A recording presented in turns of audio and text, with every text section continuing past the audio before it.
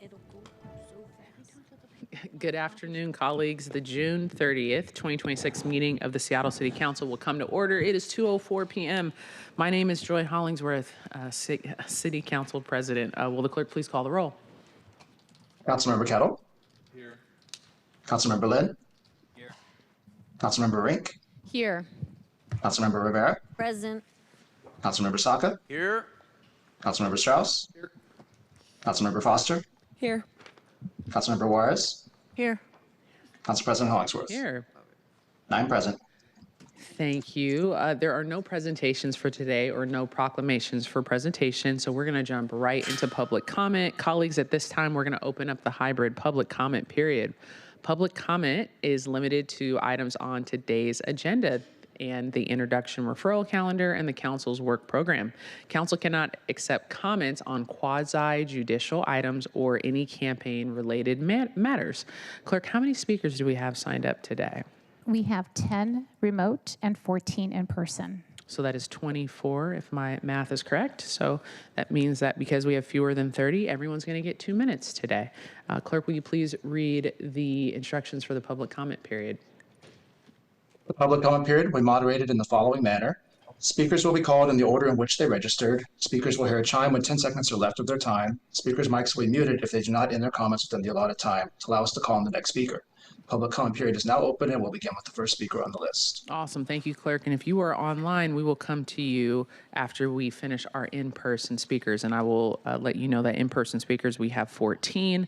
So we will be here for at least 28 minutes for in-person, and then we will, so about 30 minutes, and then we'll transition to online. And I'll keep you updated about how many speakers before we switch online. So I'll call the first 5 people. We have Miss Yvette Dinish, Victoria Palmer, Ruth, we have Clive, and Alicia Ruiz.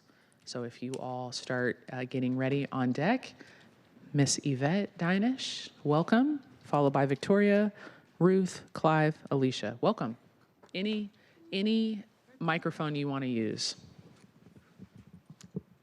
I pledge allegiance to the flag of the United States of America and to the republic for which it stands, one nation, under God, indivisible, with liberty and justice for all.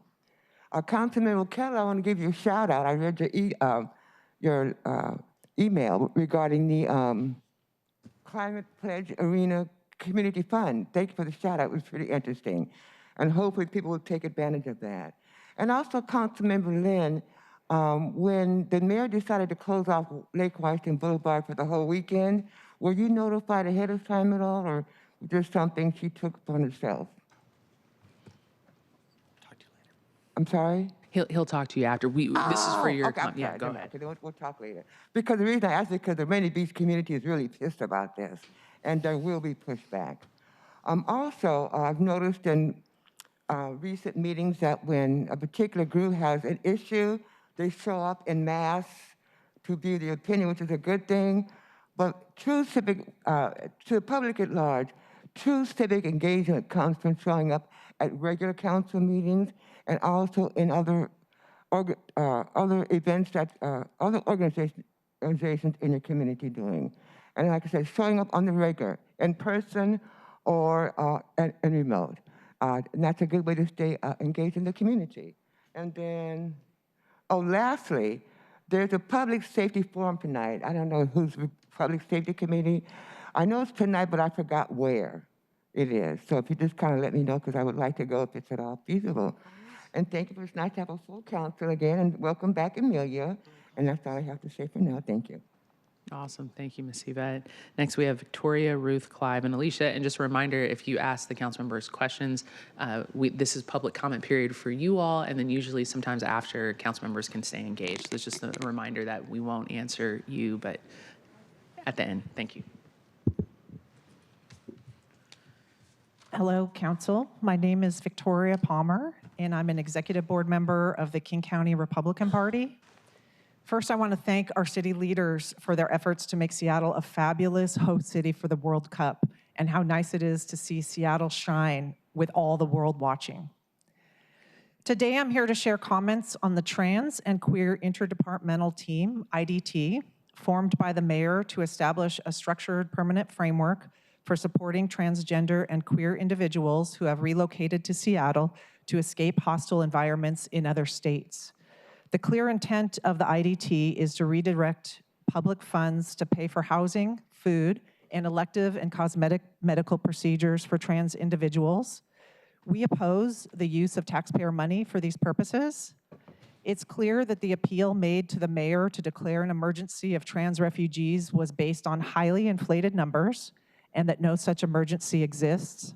I am calling on the council to take action to disband the IDT, and I will bring more public attention to this issue to help facilitate this. It is ironic to claim there is a genocide on the trans community when the truth is that the trans movement is the genocide upon our people. It is unconscionable to persuade a child to damage or destroy their reproductive organs before they've even reached the age of consent. The trans movement is a glamorized form of population control pushed by leftist ideology. So yes, trans individuals have been victimized, but not by Republican policy. In fact, Seattle Republicans can be a part of welcoming them, seeing them as equals under the law, and recognizing them as contributing members of society. Thank you very much. Thank you, Ruth. Next, we have Ruth, followed by Clive and Alicia. Welcome, Ruth. Hello? Can you hear me? Yes, we can. Okay, great. My name is Ruth Berga. I live... Hold on, we're going to pause time. Oh, sorry.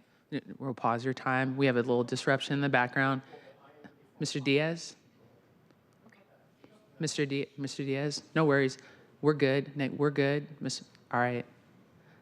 We're good. We're all good. All right. Give us 1 second.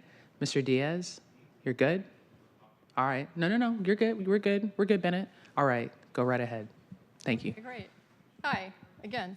My name is Ruth Berga. I live in Ballard by Sunset Hill, Loyal Heights. So my statement is, the city is spending valuable time and taxpayer resources studying the creation of a transgender sanctuary. Before doing so, I ask 5 simple questions. What documented harm is this sanctuary intended to address? Is there evidence that this local government can reduce that harm? Who would be eligible to be in the sanctuary? And if the eligibility is restricted, what is the legal basis for that restriction? Since we are giving money to the public and then restricting it to only certain people. The last question is why, and I'm not expecting you to answer these questions, I heard what you said. Why should Seattle taxpayers fund it? So they're rhetorical.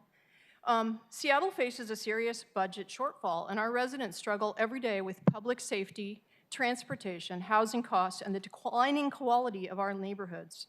Longtime taxpayers deserve to know why city resources are being directed toward a new sanctuary proposal instead of these urgent local needs. This proposal is presented largely as a response to federal policies, yet the people being asked to bear the cost are Seattle residents, many of whom oppose these policies. The recent Medicaid changes affected many vulnerable people, including families caring for autistic children, people who depend on Medicaid for basic health care, and workers whose jobs were affected. These needs are real and immediate. If Seattle is considering creating sanctuaries, then I urge you to consider a sanctuary for biological women. Women alone bear the burdens of pregnancy, childbirth, reproductive disease, and many other sex-specific health conditions. Women also experience the overwhelming majority of sexual violence, stalking, intimate partner violence, and persistent sexual harassment. These are harms that affect millions of women. This proposal also includes discussion of a transgender bill of rights developed primarily with members of that. Thank you, Ruth. Sorry, that is the time's expired. You can more than happy to put your comments in the bucket. Thank you so much, Clive. In the bucket to your left, my right. Clive, and then Alicia. Thank you. Council members, my name is Clive Hayward. I've performed safely on the Seattle waterfront for 11 years. On June 12th, the security issued me a one-day exclusion while I was engaged in street performance activity. The notice threatened criminal trespass if I returned. There was no violence, obstruction, property damage, emergency access, or crowd control incident. The issue was that it was all because I was outside of a designated expression location. After Seattle police arrived, I said I would move if exclusion was being threatened. ESU excluded me anyways. I asked the waterfront park management to rescind or correct the notice, provide neutral review or state refusal. They responded that the administration review is available only for exclusions of 7 days or more. That exclusion cost me real income, and more importantly, it burdened my First Amendment protected performance activities. A short exclusion is not harmless when it stops protected expression and carries criminal trespass consequences. But the city is taking a position that it gets no meaningful review because it's short. This matches a broader problem. I've made multiple complaints about Seattle Center staff, and they all end up in a black hole. These complaints are backed by video evidence, written reports, and have received no meaningful response. HR discussed that there was no need for us to respond to my complaints because ethics and city attorney office were copied. However, records produced so far should contain no follow-up. Please identify who has the authority. Thank you, Clive. Next, we have Alicia, followed by Scott, then Ivana, Keith, Paul, and then Glenn. Welcome. Good afternoon, President Hollingsworth and members of the council. My name is Alicia Ruiz, Advocacy and Policy Manager at Habitat for Humanity, Seattle, King, and Kittitas counties. Habitat's mission is a world where everyone has a safe, decent, and affordable place to call home. And Seattle's Office of Housing is one of our strongest partners in making that mission possible. We're here today in support of 3 items on your agenda. First, CB 121218, updating the housing levy, administrative and financial plan, which strengthens the subsidy tools we rely on to serve working families. Second, Council Bill 121237, the Montlake home site. This neighborhood has a great need for affordable homeownership. It is amenity-rich, transit-rich, and is adjacent to essential worker job centers. This legislation moves us towards 50 new affordable homes there. Third, Council Bill 121238, 2 parcels in the central area. This is a neighborhood where the Black community has fallen from nearly 75% in the 1970s to about 15% today, and where Black home ownership has especially been hit hard. Securing this site for affordable for-sale housing is a meaningful step towards reversing that displacement. We urge swift passage of all 3, and thank you for your continued partnership in building towards Habitat's vision of a Seattle where everyone has a safe place to call home. Thank you. Thank you, Alicia. Next, we have Scott, followed by Ivana, Keith, Paul, Glenn. Is Scott here? Scott? Anyone else? Anyone named Scott here? Okay, we'll come back. Ivana, is Ivana here? Ivana?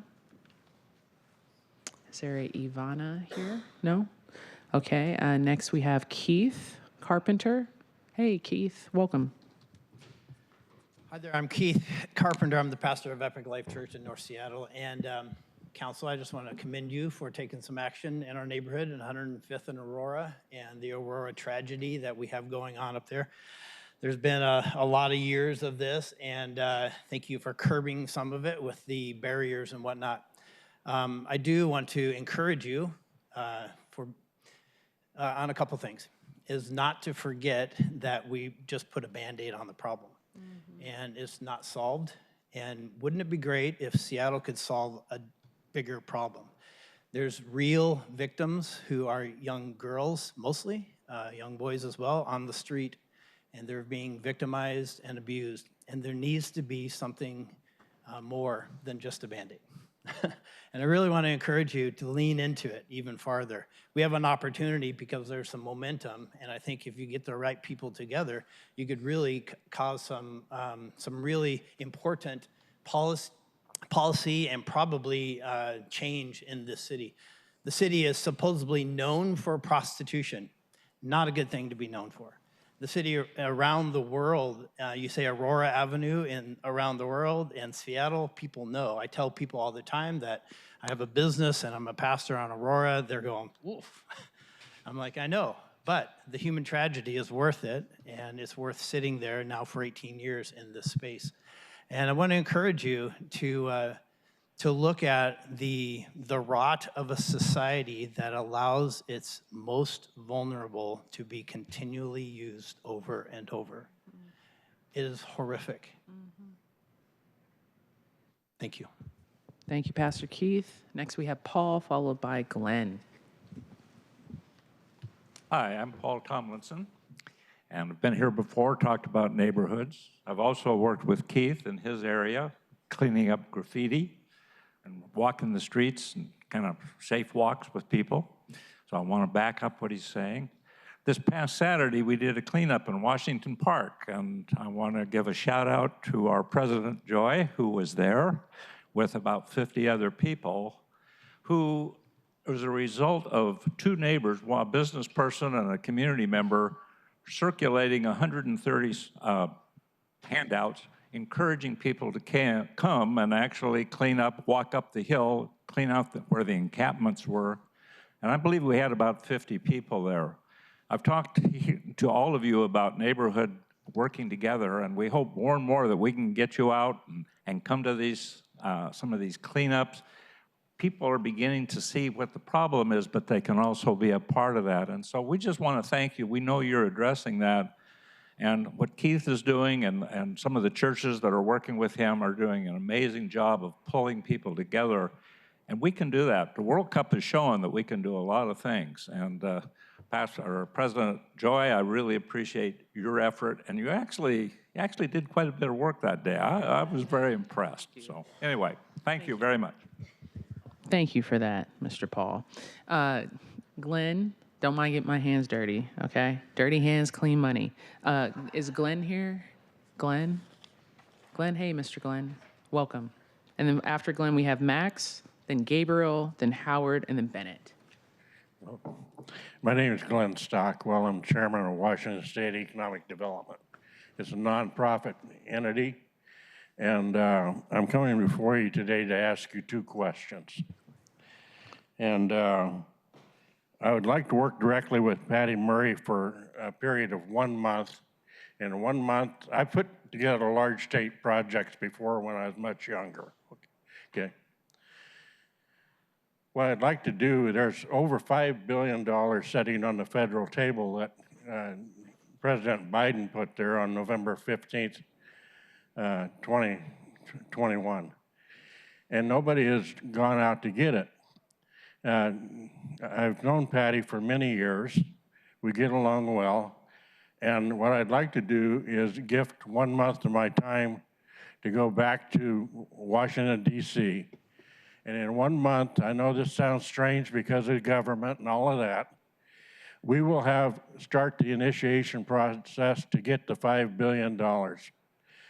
And the project that I'm talking about is the Columbia Basin Project, the completion of it. It was brought to Washington State in the 30s by the Washington State Democrat Party, and it's never been completed. It was only half completed. The party goes all the way from Grand Coulee Dam all the way down to Walla Walla. And what I'd like for you to do is, would you help Senator Murray, Governor Ferguson, and Mayor Katie Wilson bring the largest economic development and job project in U.S. history to Washington State? You have a lot of political power. Would you be willing to help Governor Ferguson by using your political leverage to help reverse the millionaire tax and the state income tax? There's a way out of this. You know, he was only 6 years old when the problem was initiated. Thank you. Thank you so much. For each of you. So. Oh, thank you. That's very nice of you. Next, we have Max, Gabriel, Howard, and Bennett, and then we'll switch to you online. So we have 4 speakers in person, and then we will go online. Welcome, Max. Great. Oh, give us 1 sec. Oh, you can start. Someone else is monitoring the time. Go right ahead. Okay. Go ahead, Max. Great. Hello, Council. I'm here to comment on the agenda item regarding authorizing street closures to enhance public safety. This past Friday, I attended a memorial ride for 2 cyclists recently killed on city streets, Meredy and Christian. I've ridden in memorial rides for West Seattle neighbors Rob Mason and Steve Holzman. I constantly ride past ghost bikes, including one for Marvin Miller, killed by a driver who ran off the road on Marginal Way. I've waited with injured cyclists for ambulances after they were struck by drivers on Delridge Way and Spokane Street. We are assuredly in a moment of crisis. Last year, I gave public comment about the transportation chair's history of blocking traffic calming on West Seattle greenways, measures that are meant to save lives. He responded by recasting my concern as wanting to worsen a food desert that I myself live in, saying removing those traffic calming measures was a position he'd championed and would keep championing.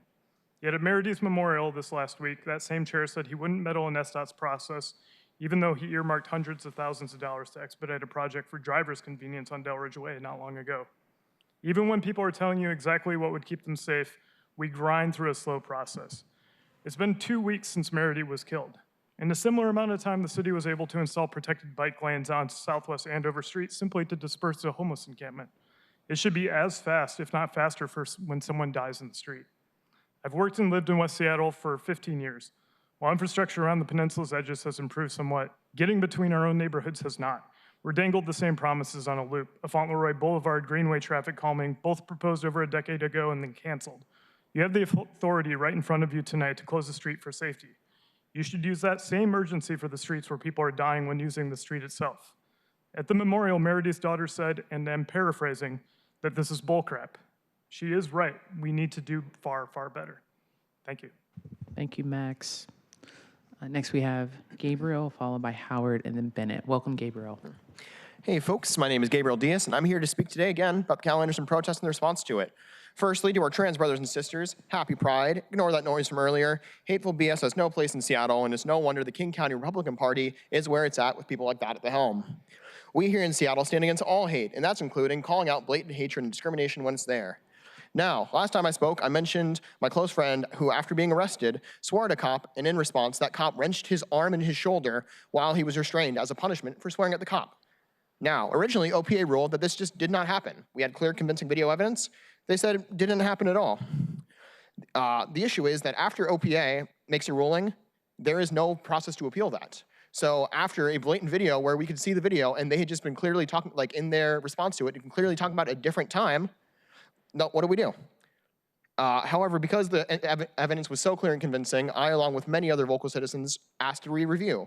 We were all met with the same email essentially saying, sorry, already reviewed it, nothing we can do. However, after hundreds and hundreds of emails, their main person got a report, made an email going, hey, sorry, we screwed up, we'll reinvestigate. They missed a very clear violation. They had to watch 30 minutes of body cam footage, and they missed a very blatant violation that was very, very clear. It took literally hundreds of emails for OPA to even consider catching a very obvious mistake and trying to correct it. However, there's no real way to do this. It is actually against the policy for them to re-review it, so we don't know what that looks like or how that process happens. And I wonder if they miss something that obvious, how much else is being missed? How much is being covered up? How much OPA has been consistently shown they are incapable of handling mass uses of police violence and holding people accountable after.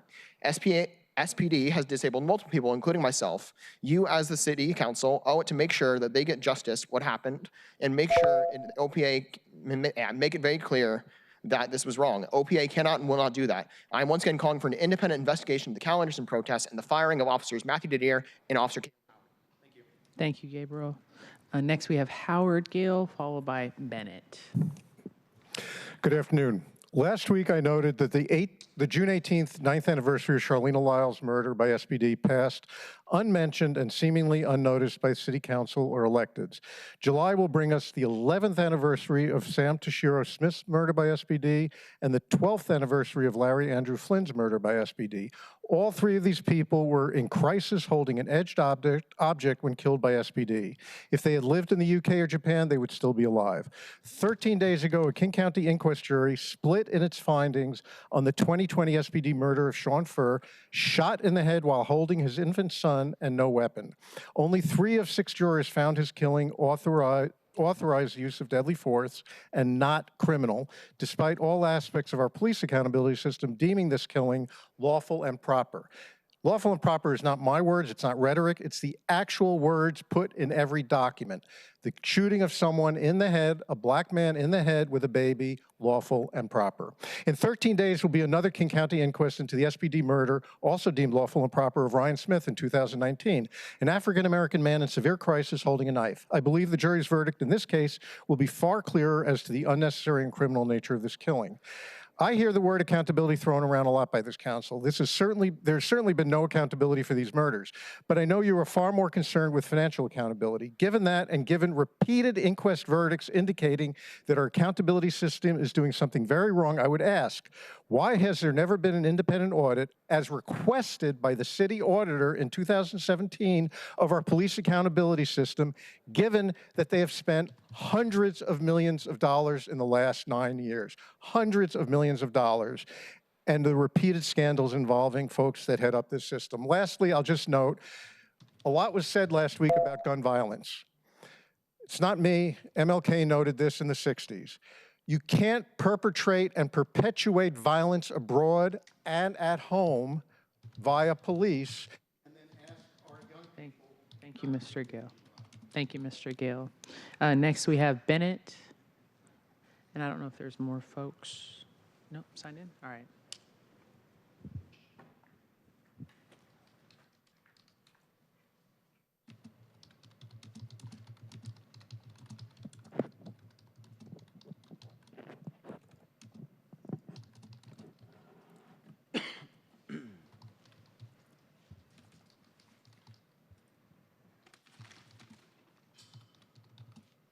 Good afternoon, Council. So, update on violence in the protest scene. Remember last time I showed you a screenshot of the woman saying, beat Bennett to death like a man who raped a 5-year-old child. And by the way, this is the person who is running the memorial rally for George Floyd a couple weeks ago. So not everybody there agrees with her saying this stuff, but they're still putting her in charge of things, which is kind of weird. Well, I was in Cal Anderson Park last Thursday, and it happened.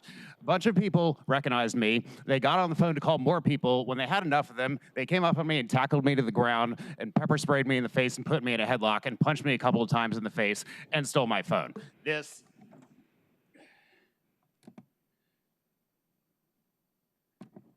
That's a picture of how I looked a couple of hours later. The redness faded a little bit. You can still see the bruises. So what is this about? Like I said last time, 90% of the violence in Seattle protests has the same cause. Prior to the event, a young woman says something over the line about the Jews or whatever, and I want to be really clear. The men say this stuff too, but the rest of this only happens if a woman says it. And then me or some other guys, we go to them and say, that's bad. The woman calls it sliding into DMs or sexual harassment, and that gives the other guys an excuse to get violent. It is not the Proud Boys showing up and starting fights at these things. It's always this.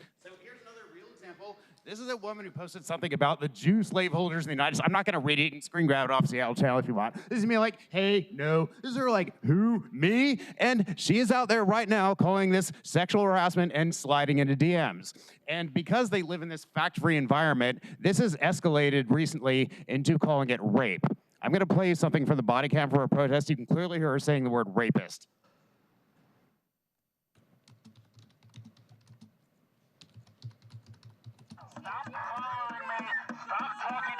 Stop coming up to me in public.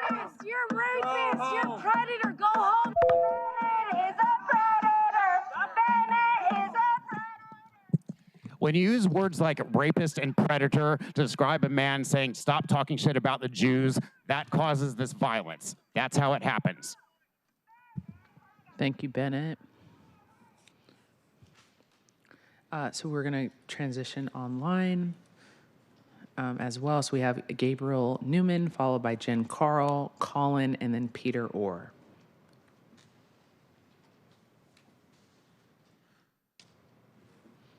And you're good afternoon, Seattle City Council. Oh, sorry. No, you're good, Gabriel. Hold on. Restart your time. Okay, perfect. Okay, start when you're ready. Good afternoon, Seattle City Council. My name is Gabriel Newman. I'm the Director of Policy and Advocacy at GSBA, which proudly serves as Washington's LGBTQ and Allied Business Association and Capitol Hill's Chamber of Commerce. I'm calling in to testify in support of the legislation authorizing the Department of Transportation to close streets. Safe neighborhoods are essential to thriving business districts. Our members consistently tell us that public safety is one of the most important factors influencing whether customers choose to visit commercial areas, whether employees feel comfortable commuting to work, and whether entrepreneurs are willing to invest in Seattle. While this legislation was prompted by the tragic pattern of gun violence in neighborhoods near Aurora Avenue North, we believe its value extends beyond a single location, giving the city flexibility to implement targeted temporary street closures when recommended by public safety professionals can help prevent violence, protect nearby businesses, and restore confidence in neighborhoods experiencing extraordinary safety challenges. As an LGBTQ+ business association, we know that many of our members serve communities that have historically experienced harassment and violence. Creating environments where people feel safe walking, shopping, dining, and gathering is fundamental to building inclusive commercial districts. Public spaces that feel secure encourage economic activity and strengthen neighborhood vitality. We also appreciate that this legislation is narrowly tailored. It does not create permanent closures or broad new restrictions. Instead, it gives SDOT the authority to act when there is demonstrated public safety need and allows closures to be implemented in a way that preserves access for those who live and work in the affected area. No single policy will solve violent crime. Street closures should be used alongside investments in law enforcement, behavioral health, victim services, and long-term community safety strategies. However, when lives are at risk, the city should have every reasonable tool available to respond quickly and effectively. Thank you so much for considering this legislation. Appreciate it. Awesome. Thank you, Gabriel. Next, we have Jen Carl, followed by Colin Morgan Cross. Star 6, unmute yourself. Welcome, Jen.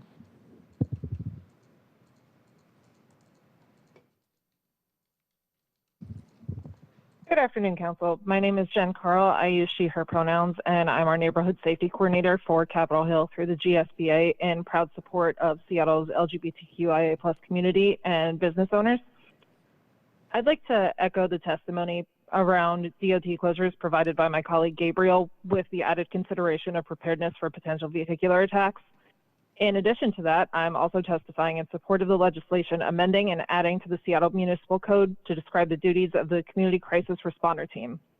While we understand this legislation will not have direct impact on the vulnerable populations it serves, we believe in the importance of solidifying the existing expanded role of CARE and the CCRs within the SMC. We as GSBA and just myself as an individual appreciate all of the work that you continue to do. So thank you very much for representing our city. Thank you, Jen. Next, we have Colin, followed by Peter, or Colin, Star 6, unmute yourself. Welcome.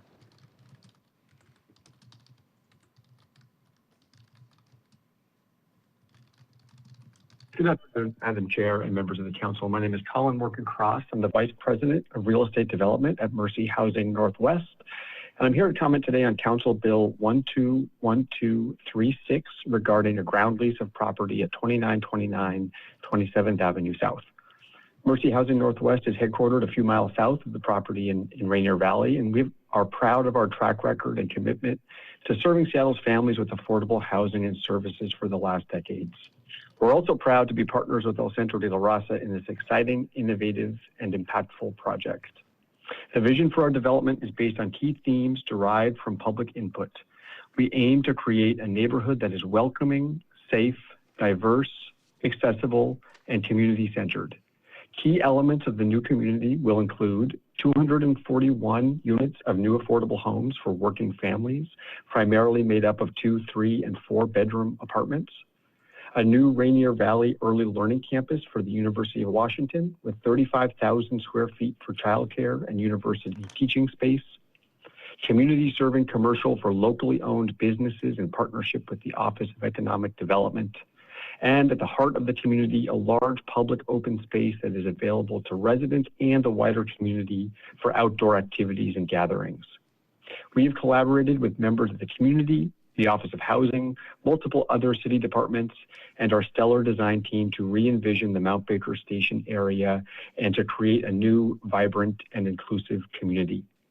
We've made it a priority to start construction later this year so that we can open the new community as quickly as possible.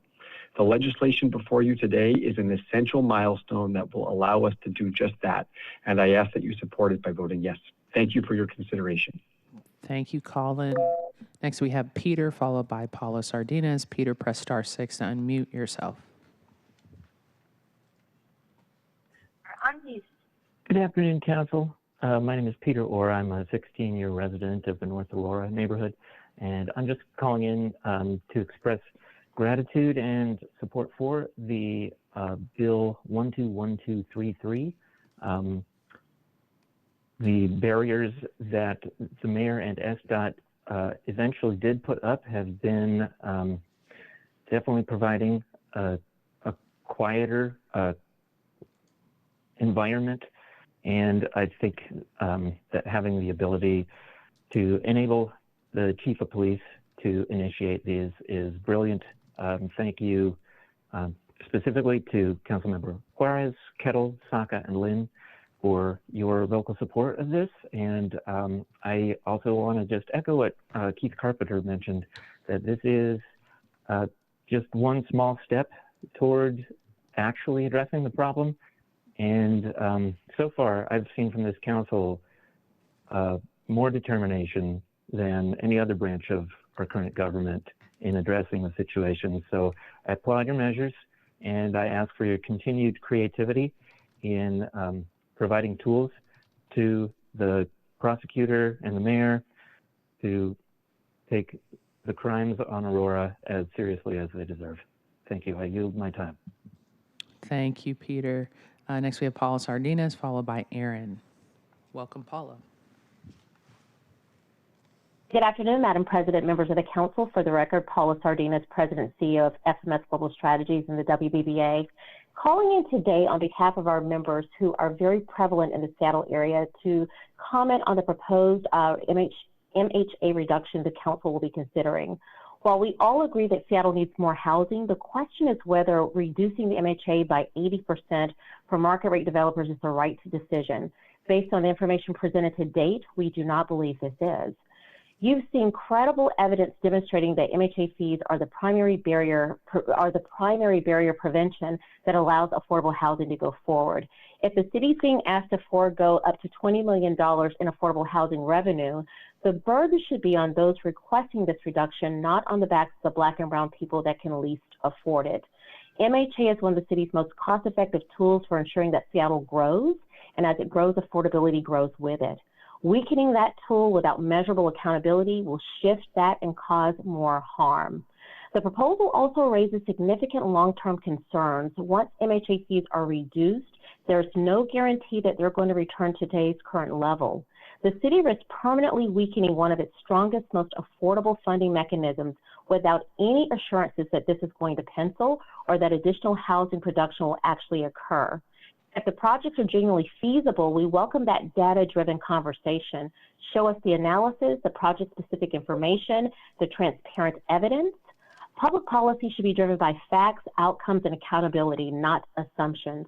So on behalf of the WBBA members there in the city of Seattle, we would respectfully urge you to consider not taking up this proposal, but instead to preserve the integrity of MHA, to have meaningful conversations where Black and brown residents are not just participants in the conversation, but we own those seats at the table. Thank you. Thank you, Paula. Next, we have Aaron, followed by Rose, and then Joe.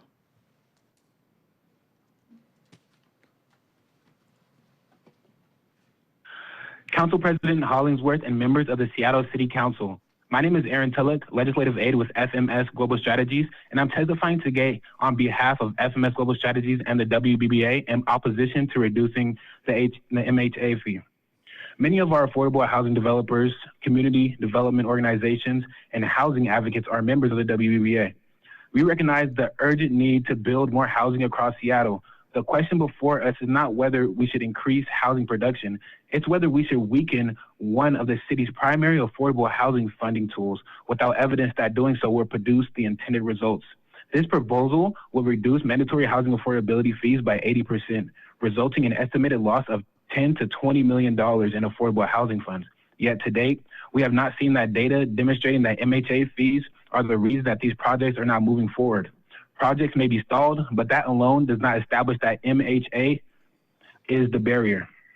As someone who grew up in the CD, I've witnessed the effects of displacement firsthand. Black and brown communities have already paid a disproportionate price for Seattle's housing crisis.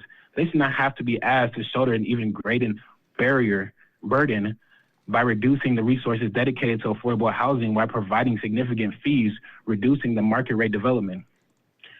If developers believe projects are financially infeasible, we welcome a transparent, data-driven discussion supported by project-specific financial information. Public policy should be based on evidence and accountability, not assumptions. On behalf of FMS and WBBA, we respectfully urge the council to reject this proposal and preserve mandatory housing affordability as a critical tool for expanding affordable housing and protecting communities most impacted by the displacement. I thank you for this time and this consideration. Thank you, Aaron. Next, we have Rose, followed by Joe, and that will be the end of our online public commenters. Rose and then Joe.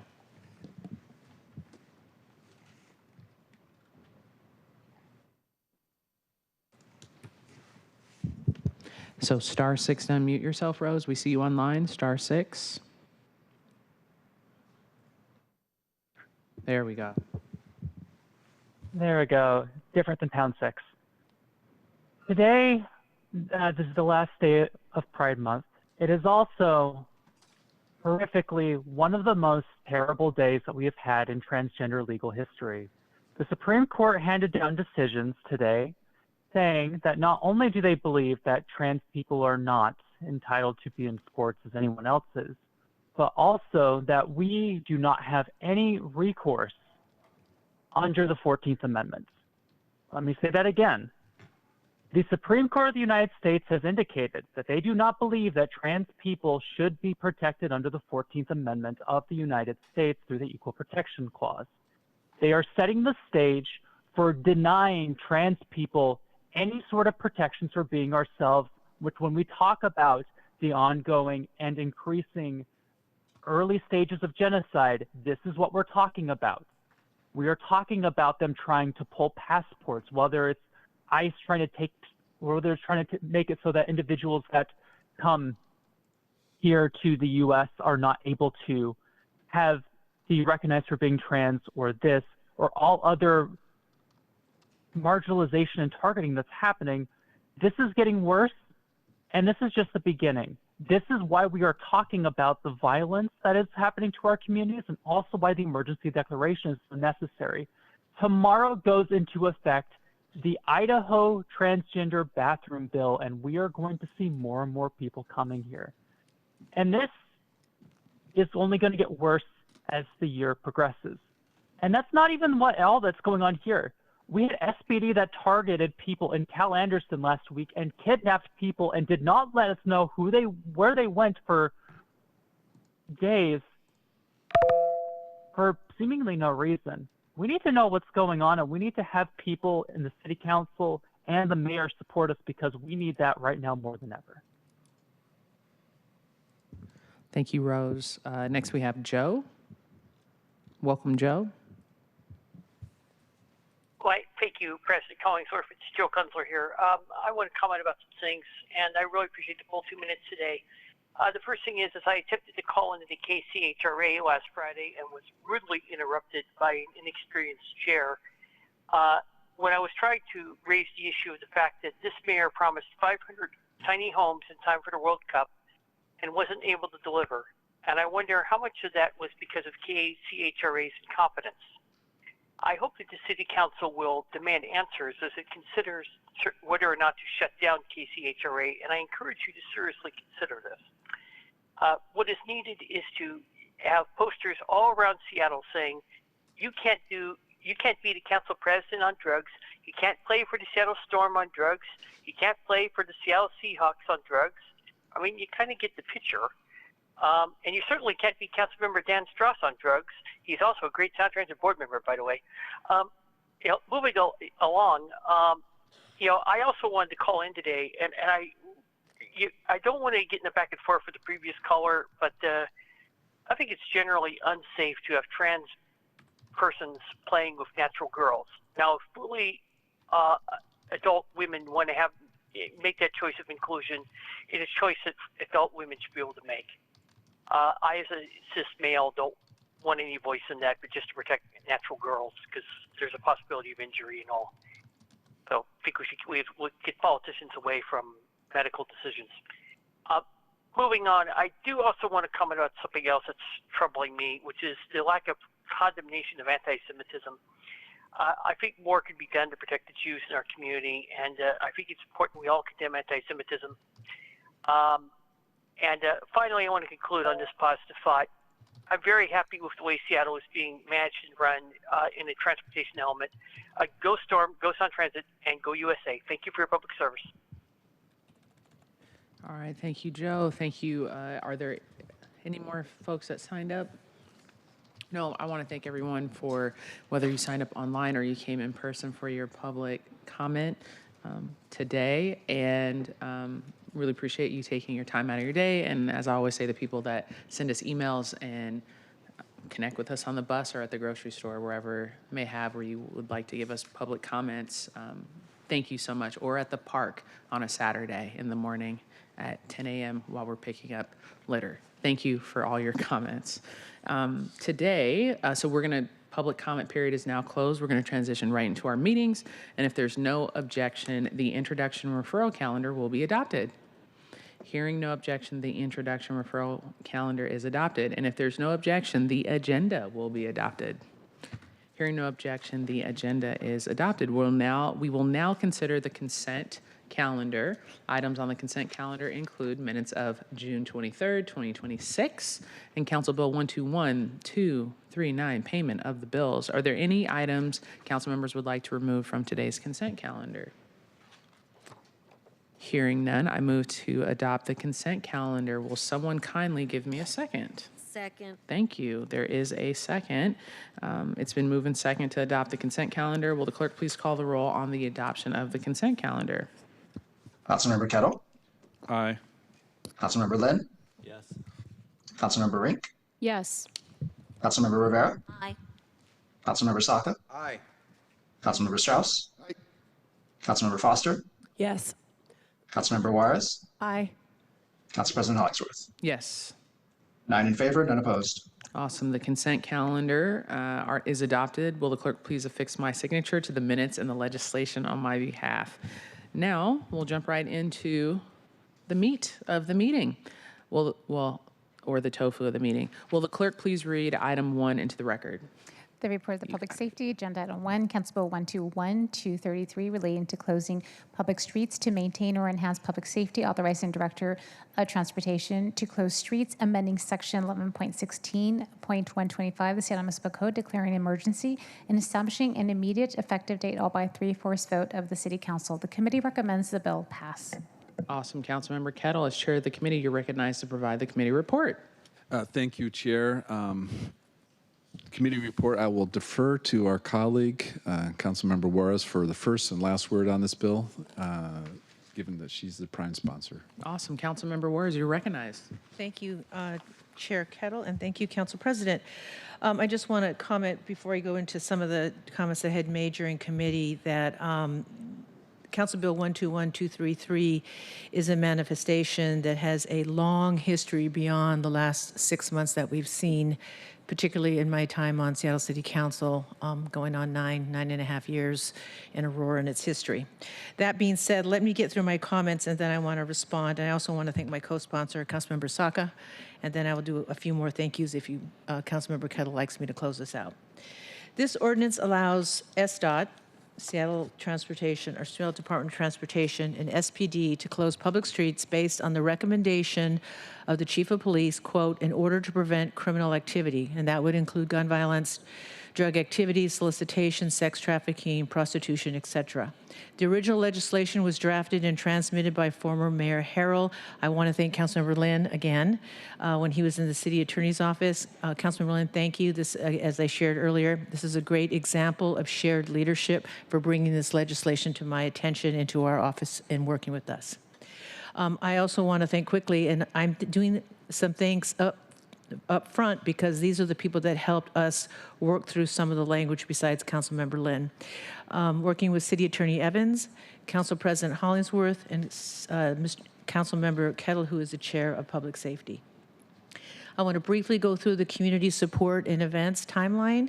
What we saw is our neighbors saw an 8% increase of gun violence in the month of May. Recent shootings have taken place further into neighborhoods, that's on the east and west sides of Aurora, as crime-related vehicles park and wait in neighborhoods rather than near Aurora itself. Neighbors held public safety meetings and walks with city officials and called for the streets to be shut down. Neighbors blocked the streets with planters May 24th to May 28th, and then we did see a reduction in some activity and shootings on those streets during that street blockage that the neighbors did themselves.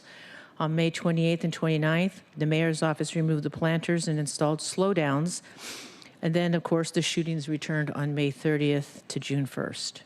On June 11th, as you all know, we had a press conference with community, and again, Council President, City Attorney Evans, King County Prosecutor Lisa Mannion, Councilmember Strauss, Councilmember Rivera, Councilmember Kettle, along with the mayor and interim SDOT Director Angela Brady, made the announcement to close the roads from 95th to 102nd and also increase the police presence. And as I shared before, you can go on Aurora, you can go from about 85th to 130th, and you can see the activity, and it's gotten worse over the years. And as I had shared before, it's gotten more violent, more predatory, and more gun violence.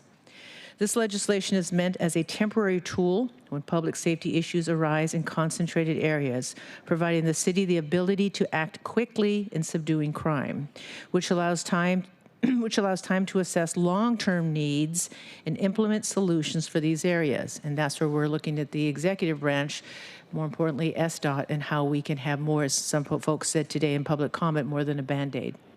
For those living in this area, SDOT is looking for direct feedback from you. They have an online form where you can submit feedback through the summer, and if you reach out to our office, we can send you the link as well and meet with you as well. I want to be clear again that SDOT and the mayor's office have always had the authority under our city charter, Article 4 specifically, and Article 5 to direct such actions. The charter is, and as we all know, was to protect and enhance the health, safety, and general welfare of the people. Let me make a correction. Article 4 is the legislative branch. Article 5 is the executive branch. We know and we've experienced and we've watched that SDOT can close streets for pedestrian bike safety, speed limit, traffic calming, safe streets, healthy streets, speed bumps, roundabouts, parking restrictions, street vacations, street racing, national nights out, and for bike lanes. We also, as you know, we can close streets for pedestrians, bikes, heavy foot traffic for sporting events, etc., certainly as we saw for FIFA. SDOT in the past has closed streets such as Golden Gardens for safe streets, Alki for healthy streets, Pike Place Market 2025 through a pilot project to 2026 for the Sip and Savor.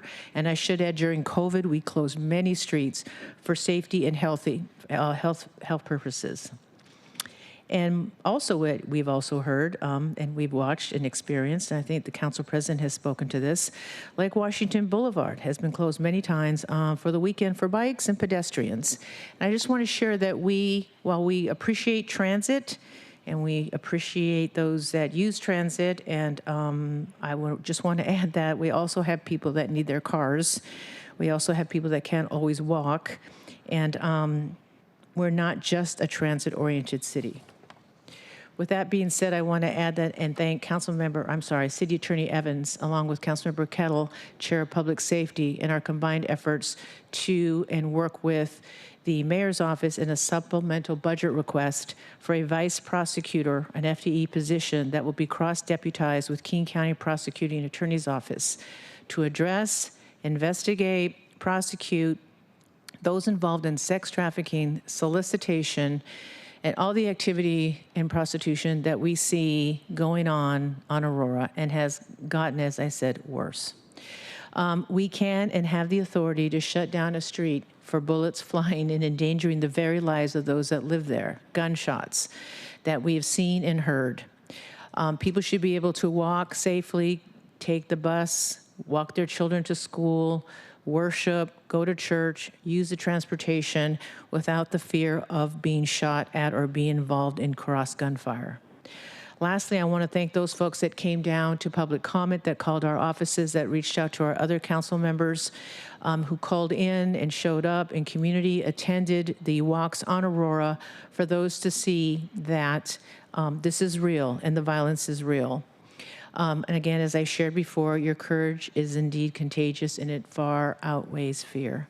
I want to address something very quickly. I made some notes and I wasn't going to share this. Well, I was going to share, but when I heard some more public comment, it's something that we've always known, that the root of the problem on Aurora is the sex trafficking, is the prostitution, is the drug activity. And that today, I agree, it is a Band-Aid. And hopefully with SDOT and their engineers, they can look at something more permanent to make Aurora safe. And if the root of the problem is this type of criminal activity, then as you know, what comes of it is gun violence, is crime, is prostitution, solicitation, sex trafficking, drug activity. You can look at those bus stops. All of them are used, and you can see people on fentanyl all the time. There was a time that in the last 7 years that I, believe it or not, would go on Aurora and would count how many pimps and prostitutes, and sometimes it'd be up to 40. Right up from 85th all the way up to where the Ulta former Amazon parking lot is. And that is real. And I think some people want to say, oh, well, this is, you know, maybe if we legalize prostitution, it would make it better. No, that's not what we're talking about here. And so I want to thank those of you who, from the faith-based organizations. I want to thank Aurora Commons. They've been a partner with us. We've worked on their, many of you who have sat here, we've worked on their budget. We helped them expand their services with Harborview and the UW for not only services, medical services for those trying to escape drug or sex trafficking, but also to offer services. And we'll continue to do that. And lastly, I want to thank this council for being so supportive on the legislative branch and working with not only myself, but also council member and chair of the Public Safety Committee, Councilmember Kettle, and City Attorney Evans, who, whatever criticisms you have about City Attorney Evans, I'm going to say this. She showed up in January. And I've met with her many times. And more importantly, not more importantly, just as importantly, Chief of Police Barnes. I have met with him more than a dozen times. And I appreciate that this Chief of Police, like the last three I worked with, called me directly, including when we thought we had ICE raids up on Aurora. And that is what district representation was supposed to do for us, is that we have folks that live in the district that understand the neighborhood, that we honor the needs of our district, but we represent the whole city. And so I'm glad that we are shining a light on Aurora, that we're going to see that it isn't just a few pimps, but there's actually gunfire. And it saddens me, though people don't know this, that the neighbors had to, on their own, go up and put up barriers. What people don't know is neighborhoods have been doing this across the city, at least in my district. I've seen it. They've just been quiet about it. They've put out planters to discourage RVs from parking in front of their homes. We've worked with SDOT to reconfigure parking spaces so you don't have, at one time, I think I counted 17 RVs behind Safeway on 15th. I mean, I know D5 like the back of my hand. So I can tell you every hot spot, Albert Davis, Virgil Flam, Lake City Way, the park. I mean, I can tell you.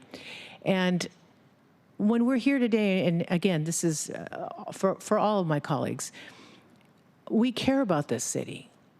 And we care when there's gunshots. And we particularly care when people who aren't even doing anything, they're just the gentleman that we had come and talk about his child and the gunshots that went through his house, and he has an infant. So with that, I'm hoping, colleagues, that you will all vote and support this council bill. And with that, I yield back to the chair of public safety, council president. Thank you. Thank you, Councilmember Juarez. Councilmember Kettle.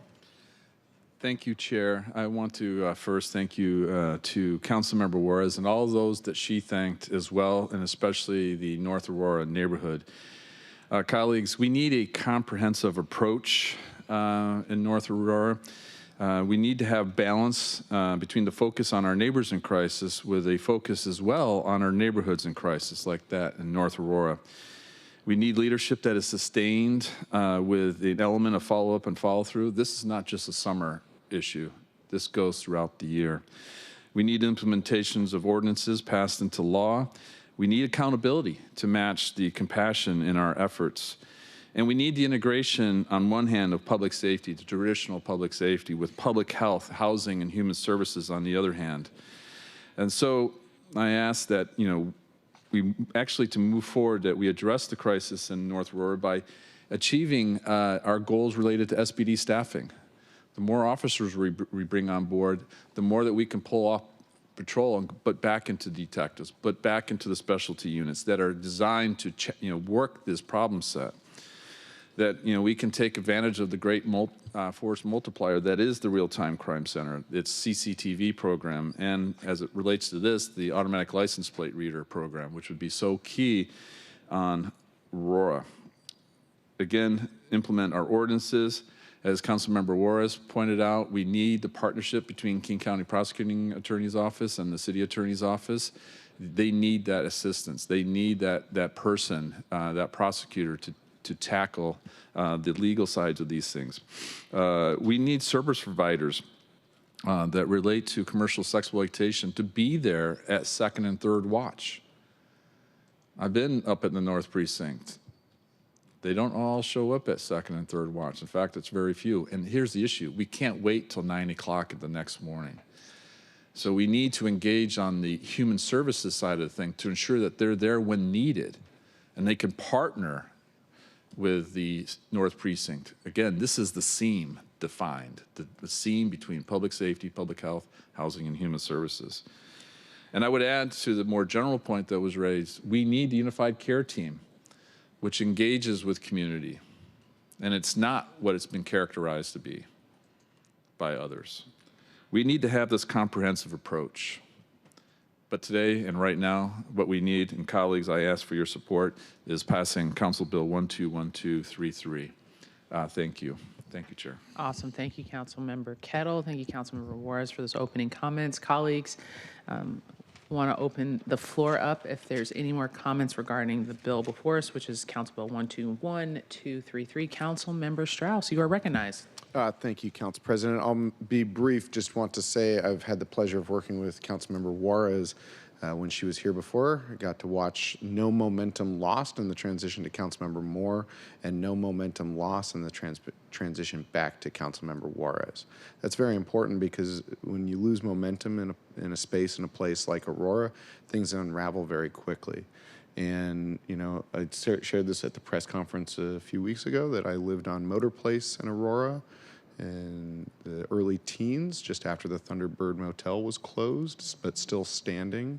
And throughout my life, the issues that are occurring on Aurora have extended all the way down to the Ship Canal. And when I took office, they were down to 83rd in Aurora. And what I've always really appreciated about Councilmember Juarez is that, and I've been supportive of your work. We work a lot behind the scenes because district lines are made up. And what is not made up is my dedication to the residents of District 6 and District 5.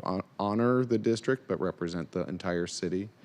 What I've seen is that while the issues we closed down some hotels on 83rd, we closed down some hotels on 87th, and the problem continued northward. But we're not done. This legislation is important. It is not it is not the end-all solution. And what I strive to do, and in the legacy of Councilmember Juarez, because I watch you do this all the time, is to both support the community through programs like Aurora Commons and protect the community by ensuring that criminal activity is not occurring on the streets where people are trying to raise their families.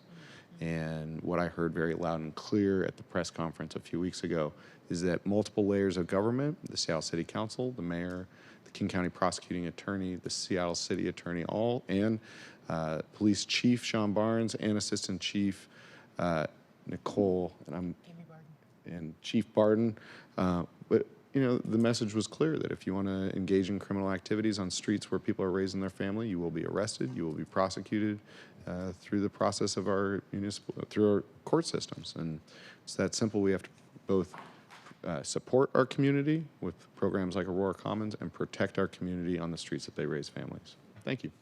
Thank you, Councilmember Strauss. Councilmember Rivera. Thank you, Council President. I just want to thank my colleague, Councilmember Juarez, for her leadership in bringing this legislation forward.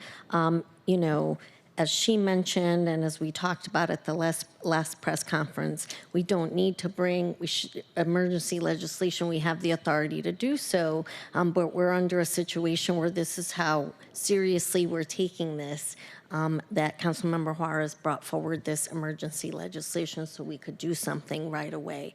And I really not just admire, but appreciate her leadership, which is why I joined her at the press conference a couple weeks ago. I did not vote on this legislation last week because I had a conflicting meeting, and the vote took place right after I had to leave, but I indicated then, as I'm going to now, that I wholeheartedly support this legislation.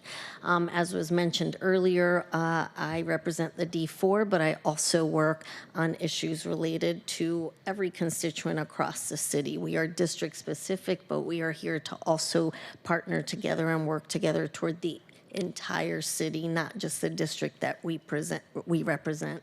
And in that way, we support each other when we are trying to help our constituents.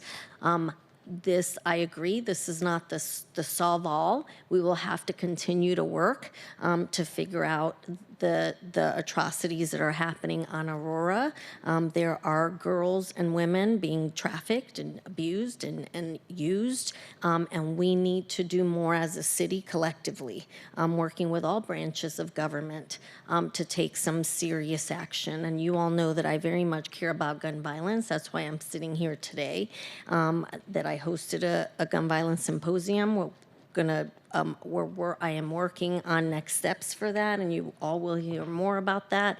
But it involves everyone working together toward this common goal and solution, because we need to take these things obviously very seriously, and we can't just give lip service to it. We actually have to do something, and toward that end, that is with Councilmember Juarez, with our chair's support, Councilmember Kettle, and all of us are doing today is actually taking a step toward actually doing something and not just talking about it. So I'm saying that because I want everyone to know that we are about taking action, and that sometimes, unfortunately, action takes longer to happen, but that we're serious about it, and that is what we're working toward. And you have my commitment to continuing to take action to deal not just with what is happening on Aurora, but across the city related to gun violence. So again, thank you, Councilmember Juarez, and I'll be supporting this today. Thank you, Council President. Awesome. Thank you, Councilmember Rivera. Are there any more comments about Council Bill 121233? Before we turn it back over to Councilmember Juarez, I will say this before you have the last words. Really, I'll add to the thank yous, but really, I'll just say I appreciate your leadership around this, because as the conversations and topics have been about the gun violence, the street closures, the pimps, the Johns, I know that we all care about those little girls that are out on Aurora, and to continue to bring that back to the conversation of the 12, 13, 14, 15, 16-year-olds that are out on Aurora. And, I have a cousin who's a social worker, and I talk about often at McKinney-Vento, and to hear the stories that they have to deal with about the aftercare for some of these young girls. I support this legislation.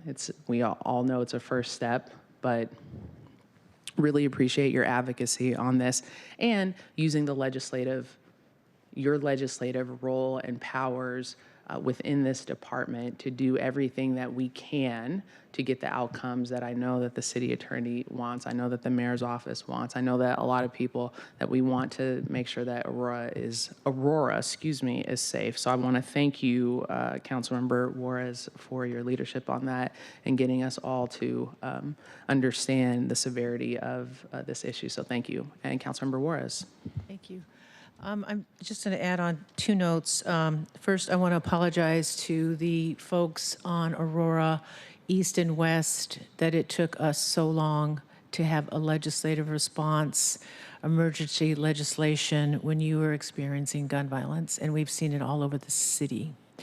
And second, I do want to thank and highlight our at-large representatives, Councilmember Foster and Councilmember Rink, who've been incredibly accessible, and also admire their youth and intuitive status about understanding the issue and moving things forward and really caring about this.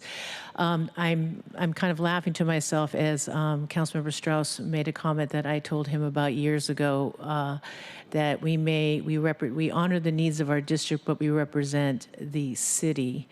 And what I always used to tell him after that, which he doesn't say, is that I actually stole that line from either Star Trek or Deep Space Nine, one of the. But I just want people to know, because Councilmember Foster and Rink aren't in a district, obviously they're represented citywide, but they listen to us and they talk to us and they come in our offices and they say, what's going on in your district? I understand this, and I can tell you right now that we have had their undivided attention in this legislation, not only just in DeFi, but other areas as well, but I didn't want to have that go unsaid. Thank you, Council President, and thank you, colleagues. Thank you, Councilmember Juarez. If there's no other further comments, will the clerk please call the roll on passage of Council Bill 121233? Councilmember Kettle? Aye. Councilmember Lynn? Yes. Councilmember Rink? Yes. Councilmember Rivera? Aye. Councilmember Saka? Aye. Councilmember Strauss? Aye. Councilmember Foster? Yes. Councilmember Juarez? Aye. Council President Hollingsworth? Yes. 9 in favor, none opposed. Bill passes. The chair will sign it. And will the clerk please affix my signature to the legislation on my behalf? Okay, now we're going to jump into item number 2. Will the clerk please read item number 2 into the record? Agenda item 2, Council Bill 121232, relating to the operation of the Community Assisted Response and Engagement Department, describing the duties of the Community Crisis Responder Team. The committee recommends the bill pass. Councilmember Kettle, chair of the committee, you're recognized to give the committee report. Thank you, Council President. This bill really kind of goes with what we've just been talking about. It's about providing that, what we're seeing on our streets, providing that alternative response, and bringing that to the table. And this bill focuses on a few things. One is to highlight that the care crisis responders are our first responders in the clinical crisis and those that are in behavioral health crisis. It's also about diversion. It's about bringing that piece into what we're doing and to do it better, and to bring it with the care department, with purposing dignity in action and the law enforcement assisted diversion that we have, to help those that are in addiction, substance use disorder. And then the third piece is public health, to truly bring public health, again, the SEAM, bring public health in partnership with public safety. And the way we do this, given the fact that the county has public health responsibilities, is to identify within the public safety space that connection, that lead partner in terms of this kind of alternative response piece, this area that we're seeing on our streets. And that's what this bill does. It brings that into place. And it's also in keeping with what we're doing with our strategic framework plan for a safer Seattle. We have 6 pillars to the plan, and working backwards, Pillar 5, addressing the seam between public safety, public health, housing, and human services.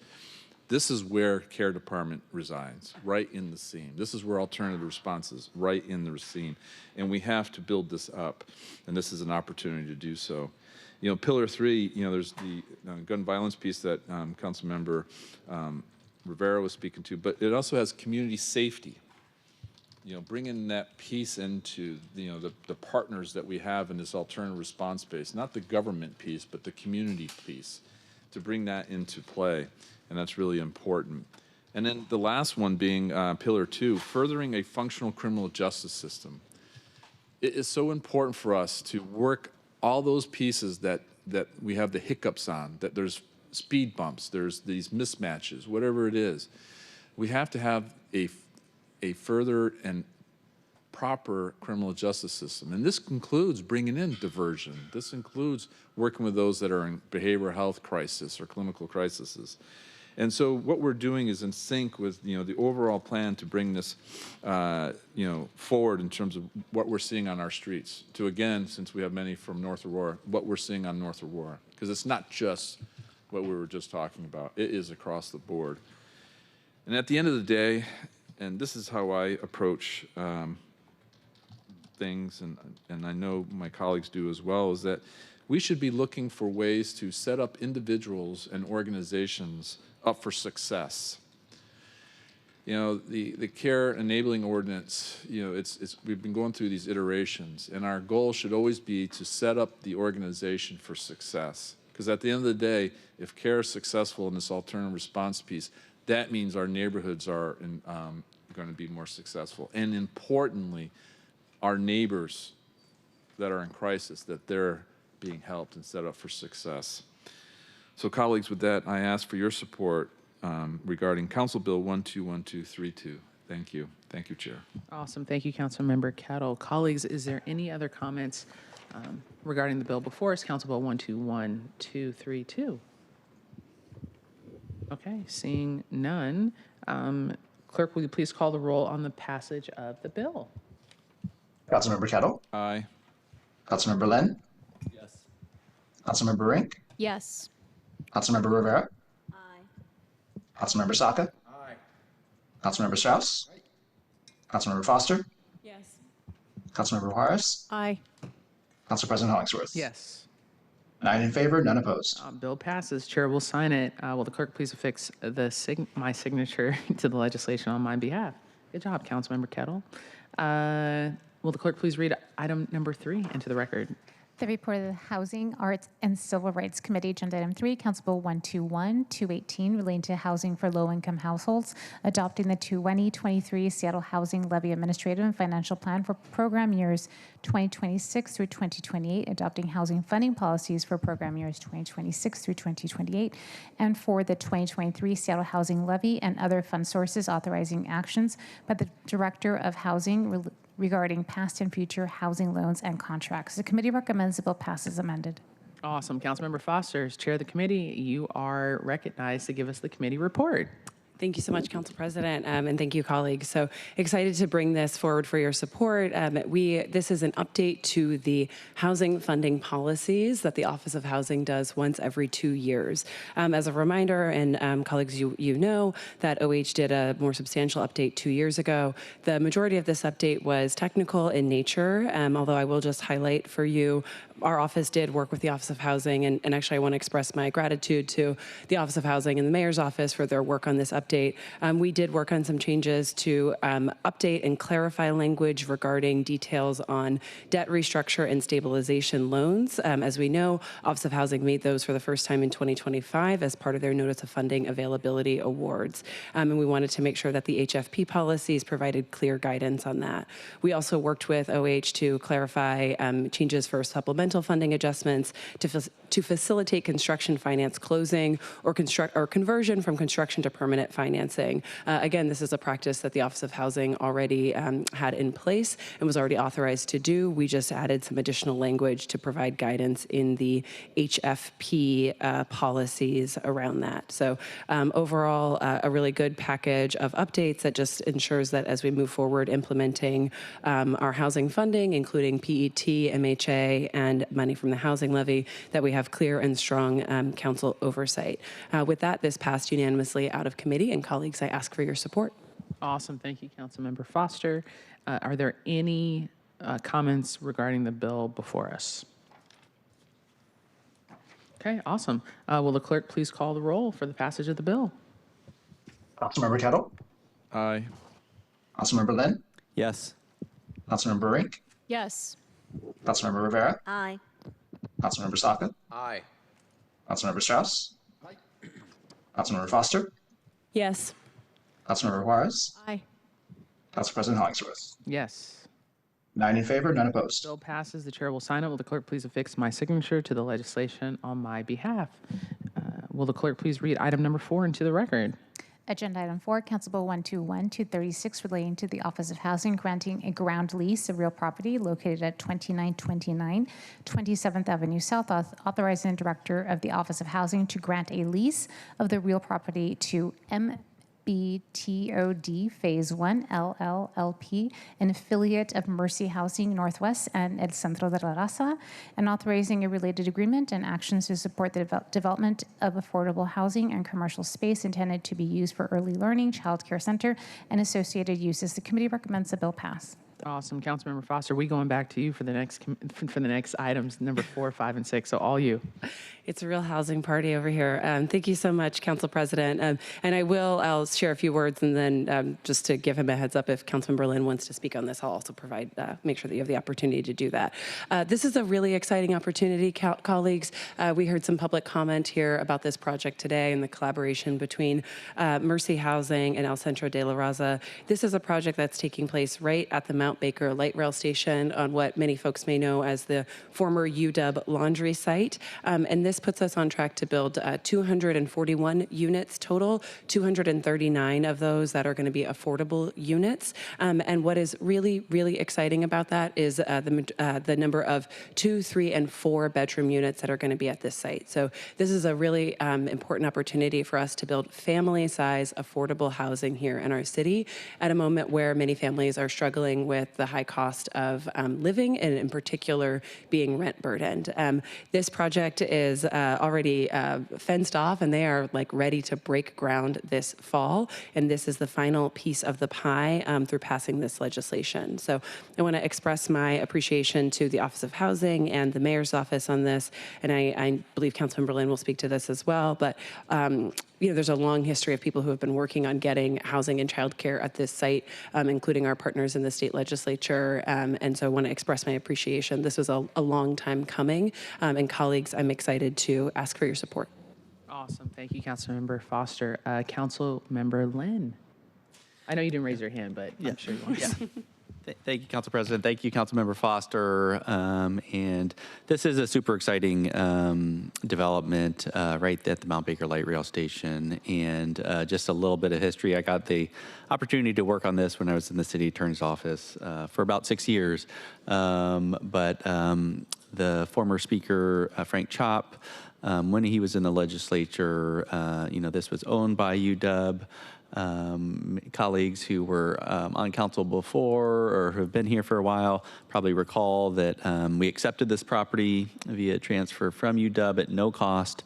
And that was, again, thanks in large part to former Speaker Chop. It is super exciting there's many firsts here, including a UW early learning facility, which is super exciting. There's a community workforce agreement, which is only the second one we've done with Office of Housing funds. So that's also an exciting development. And can't wait to see them break ground. So thanks to all the community partners, and look forward to celebrating soon. Awesome. Thank you, Councilmember Lynn. Is there any other comments regarding the bill before us? Really happy for this project. I think it's right behind the light rail, and there's so much opportunity along Rainier with the light rail. You have Mount Baker Transfer Station.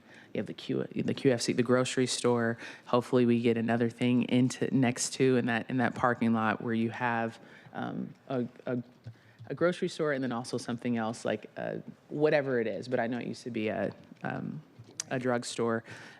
But what I learned, what was interesting, because we talked about all these surface parking lots and putting buildings on there, that there's a massive water main that runs through that parking lot. And so that's why there's not able to have certain type of development on that area. So it will, continue to stay what it is. But looking forward to this legislation. Colleagues, are there any more comments? No. Did you say something? Oh, there is an amendment. Excuse me. I'm sorry. Okay, Councilmember Foster, you are recognized to move your amendment, Amendment A. Oh, thank you so much. I move Amendment A. Sorry, I need to, I believe this is coming from Councilmember Lynn. So it's not in my script. I would like to move Amendment A. Is there a second? Second. Austin, it's been moved and second to amend Council Bill 121236 as presented on Amendment A. Councilmember Foster, as sponsor, you're recognized to address the amendment. Thank you so much for this. And I want to appreciate Councilmember Lynn for his eagle eye and the fact that he was working on this as a lawyer for 6 years and caught a technical change in the language that needed to be updated to ensure that the language and the ordinance is reflecting what it needs to accomplish our goals under the law. So this is just a friendly technical amendment that we are advancing. And colleagues, I ask for your support. Awesome. Thank you, Councilmember Foster. I wouldn't expect anything less from Councilmember Lynn and his eagle eye. Are there any comments about Amendment A? Seeing none, will the clerk please call the roll on the adoption of Amendment A? Councilmember Kettle. Aye. Councilmember Lynn. Yes. Councilmember Rink. Yes. Councilmember Rivera. Aye. Councilmember Saka. Councilmember Strauss. Councilmember Foster. Yes. Councilmember Juarez. Aye. Council President Hollingsworth. Yes. 9 in favor, none opposed. Motion carries. Amendment A is adopted. Are there further comments on the bill as amended? Any closing remarks from Councilmember Foster or Councilmember Lynn? No? All right. Will the clerk please call the roll on the passage of the bill as amended? Councilmember Kettle. Councilmember Lynn. Yes. Councilmember Rink. Yes. Councilmember Rivera. Aye. Councilmember Saka. Aye. Councilmember Strauss. Aye. Councilmember Foster. Yes. Councilmember Juarez. Aye. Council President Hollingsworth. Yes. 9 in favor, none opposed. Bill passes as amended, and the chair will sign it. Will the clerk please affix my signature to the legislation on my behalf? Will the clerk please read item number 5 into the record? Agenda item 5, Council Bill 121-237, relating to the Seattle Office of Housing, placing acquired real property in the Montlake neighborhood under the jurisdiction of the Office of Housing, authorizing the Office of Housing to issue a competitive request for proposals for selection of a preferred developer and to execute and deliver a contract for transfer of land, deed, related documents to the selected developer. The committee recommends the bill pass. Awesome. Councilmember Foster, House Party, back to you. Fantastic. Thank you so much, Council President. So colleagues, another really exciting opportunity in front of us.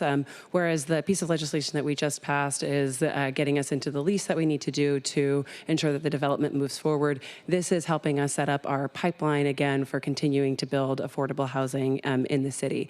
So I will start also with an appreciation again to our colleagues in the state legislature who appropriated resources for the Office of Housing so that we can purchase this property, this piece of surplus property from WashDOT. And what's exciting here is this is an opportunity to build, again, my favorite words, family-size housing. And this gives us an opportunity to do so in what is a high-opportunity neighborhood that does not actually have subsidized affordable housing in it yet. So folks will remember this location as the site of the former gas station and convenience store that WashDOT acquired in order to do the work around the 520. And now this is surplus property that the city will be acquiring with the opportunity to develop and build affordable homeownership here. I do want to highlight some work that we did, again, and express my appreciation for the Office of Housing, work that we did with the Office of Housing in the pre-introduction edits to ensure that there is a provision where the selected proposal must address both pedestrian safety and environmental impacts given the site's proximity to 520 and the arterials, and also to ensure that the project will the project will prioritize proposals that provide a significant number of family-sized units. So excited to bring this forward to ensure that we have property that we can continue to develop for affordable home ownership in our pipeline. And with that, colleagues, I ask for your support. Awesome. Thank you, Councilmember Foster. And I know I was not at that meeting, but totally support this. It's in District 3 in Montlake. and very excited for this project. Had heard about it online for a long time coming over, and just really appreciate the attention to detail that you put in about the pedestrian safety, and also the prioritizing family housing as well. So thank you for that. Colleagues, are there any comments about the bill before us for Council Bill 121-237? Okay, awesome. Well, will the clerk please call the roll? Do you have any closing comments, Councilmember Foster? I'll just add one other piece that's not a requirement in the RFP, but because I mentioned that the site used to be a gas station and convenience store, there is also an encouragement for ground floor commercial, because we want to make sure that we are doing what we can to bring back that grocery. I mean, it wasn't a full grocery, but that access to food in the neighborhood. Absolutely. Thank you for that, because it was a family-owned grocery, community store, and those are really important to have, because I know a lot of people talked about how much they miss that. So really appreciate that too as well. We want more of those in our city. All right. Will the clerk please call the roll on the passage of the bill? Councilmember Kettle? Aye. Councilmember Lynn? Yes. Councilmember Rink? Yes. Councilmember Rivera? Aye. Councilmember Saka? Aye. Councilmember Strauss? Aye. Councilmember Foster? Yes. Councilmember Juarez? Aye. Council President Hollingsworth? Yes. 9 in favor, none opposed. Bill passes. Chair will sign it. Will the clerk please affix my signature to the legislation on my behalf? Will you please read item number 6 into the record? Agenda item 6, Council Bill 121-238, relating to the Office of Housing, authorizing the acquisition of 2 parcels in the central area for the purpose of developing affordable homeownership units, placing the property under the jurisdiction of the Office of Housing, authorizing the Director of the Office of Housing or the Director's designee to issue a request for proposals and to select a developer and thereafter to execute and deliver contract for transfer of land, deed, and related documents. The committee recommends the bill pass. Councilmember Foster, back to you. Thank you so much, Council President. And we're still in your district, so I'll go back to you here in just a second, I think. So colleagues, really excited. Again, this is another acquisition that allows us to continue to set up our pipeline, this again for affordable home ownership, and this time right in the heart of the Central District. So this is a building that was previously, until we pass this, operated and owned by the Central Area Development Association. It operated as affordable housing for more than 25 years, and the Office of Housing worked closely with CADA in order to bring forth this piece of legislation where we are both acquiring a building that was previously affordable rental as well as a parcel that is directly next door, both of which were under the ownership and operation of CADA. And what I'll highlight here that I'm excited about this opportunity is that we worked with the Office of Housing on some pre-introduction edits and work so that the future development of this location will utilize community preference. And community preference is a policy that we have here that allows us to affirmatively market and prioritize individuals who have historic ties to the neighborhood and the community.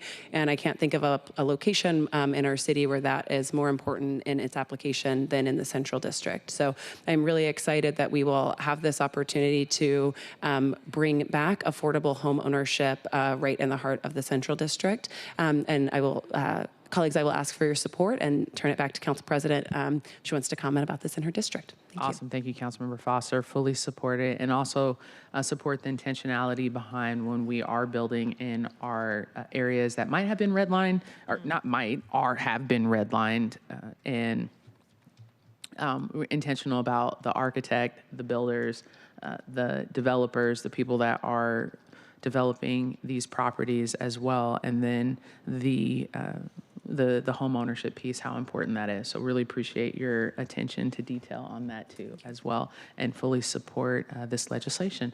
Colleagues, are there, Councilmember Juarez, Madam? Thank you. I have a question of Councilmember Foster. She got by me too quick. What was the term that you used for community preference? Is that the one you're asking about? For the actual in the district? Yes. The community preference. Yes.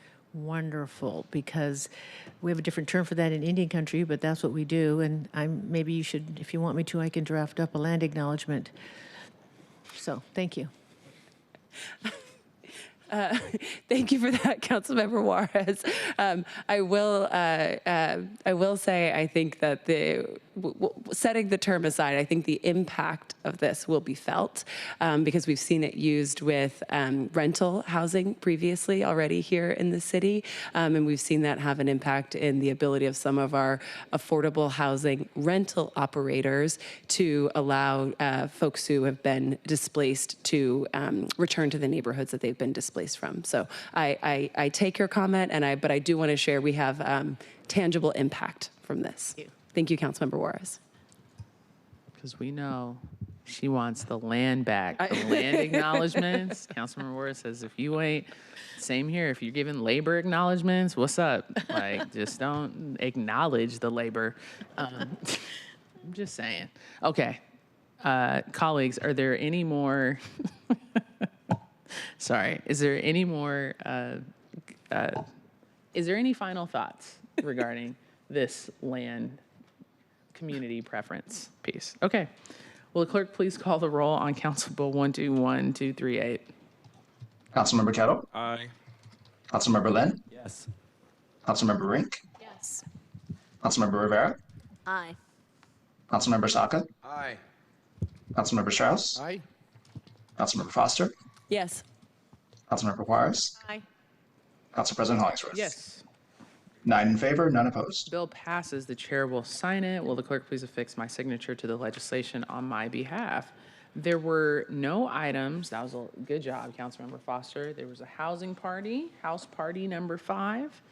Would that be the sequel, House Party 5? Remember House Party? Yes. Kid and Play? I do. Okay, maybe I'm too old. No. Did you watch that movie, Councilmember Kettle? He says yes. I did. Come on. There were no items removed from the consent calendar, and there's not a resolution for introduction for adoption today. Colleagues, is there any more to come before the council before we adjourn? Council Member Juarez, who is elegantly wrapped in black with the gold earrings and the red lipstick and the fresh haircut. I just want to acknowledge that. Councilmember Juarez with the blush. Thank you. Thank you. Two things. First of all, I did watch House Party 5, so got you there, Council President. I'm requesting to be excused from the July 7th, 2026 City Council meeting. Yes. If there is no objections regarding Councilmember Juarez being requesting to be excused, hearing none, you are excused. You got something to say? Councilmember Juarez, the floor's still yours. Oh, that's it, right? Absolutely. Okay, thank you. Awesome. Councilmember Strauss. Council President, I believe I requested to be excused for July 7th as well. I have another meeting that I have to attend in district. Awesome. Thank you, Councilmember Strauss. If there's no objection to Councilmember Strauss being absent from July 7th meeting, hearing none, you are excused, my friend. Thank you. It looks like doubly so. Apologies. It was double. I think we had already, yeah, but you know what? You asked twice, so you get to be double excused. Are there any other items to come before the council before we adjourn, colleagues? I'm gonna look left and right. Okay, awesome. Well, guess what? Thank you all for a great meeting. There is no other items on the agenda, so we have reached the end of today's agenda. I will take personal privilege to welcome my new niece into the world. Her name is Rain Hollingsworth, and she is a week old, and I just want to thank her for coming into the world. Thank you, okay? She will see this, and so will my nephew, Ivy, but they were born at Swedish Hospital, both of them. And for people who don't know, Swedish Hospital, as I always say, that is in District 3, produces the most baby in the state. So they have the most births about 6,000 to 7,000 births every single year are pumping out of First Hill. Okay, so they are coming. All right. Okay. And my family has added to 2 of those in the last couple years. So I just want to say welcome, Rain, to the family. You done hit the lottery, baby. All right. Love y'all. Thank you. We have reached the end of today's agenda. The next city council meeting will be July 7th at 2 p.m. Hearing no further business, we are adjourned. Thank you. Thank you, Council President. CP.